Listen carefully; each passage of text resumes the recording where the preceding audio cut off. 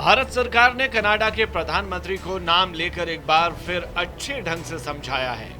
Canada सरकार के बेबुनियाद आरोपों को लेकर भारतीय विदेश मंत्रालय की तरफ से कहा गया कि ट्रूडो सरकार बिना कोई सबूत पेश किए लगातार निराधार आरोप लगा रही है।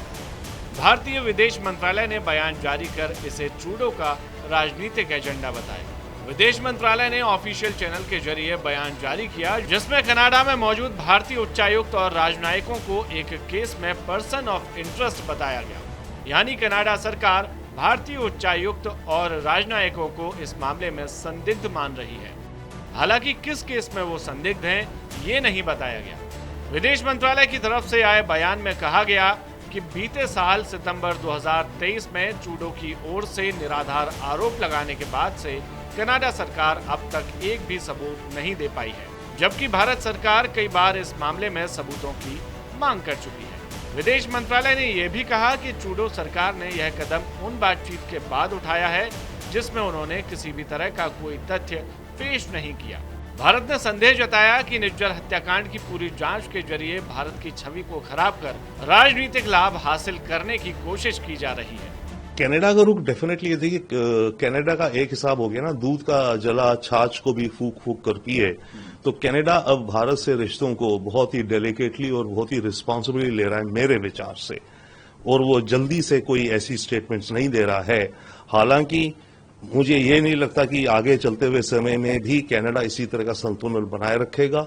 हो सकता है कनाडा भारत को आगे क्रिटिसाइज फिर से भी करे, बट जहां तक हो सके वो अवॉइड करेगा भारत के साथ रिश्तों को और डैमेज करने की।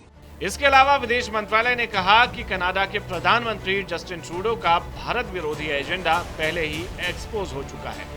विदेश मंत्रालय ने 2018 में ट्रूडो के भारत दौरे को वोट बैंक की राजनीति साधने वाला भी बताया था और कहा कि तब ट्रूडो का यह दांव उल्टा पड़ गया था। विदेश मंत्रालय ने आगे कहा कि 2020 में भारत की आंतरिक राजनीति में ट्रूडो के दखल ने दिखाया कि वह अपने राजनीतिक फायदे के लिए क्या कुछ कर सकती है, क्योंकि ट्रूडो कैबिनेट में कई ऐसे लोग शामिल हैं जो सीधे तौर पर भारत विरोधी कट्टरवाद और अलगाववाद से प्रेरित हैं।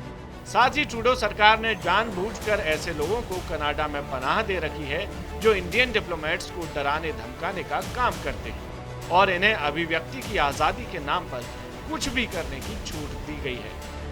विदेश मंत्रालय ने सख्त लहजे में कहा कि कनाडा में भारत के उच्चायुक्त संजय कुमार वर्मा भारत के सबसे वरिष्ठ राजनयिकों में से एक हैं। करीब 36 साल के करियर में वह जापान और सूडान जैसे देशों के एम्बेसडर रह चुके हैं। साथ ही उन्होंने इटली, तुर्की, वियतनाम और चीन में भी सेवाएं दी हैं। ऐसे में कनाडा स्थित भारतीय उच्चायुक्त पर ये आरोप हास्यास्पद है।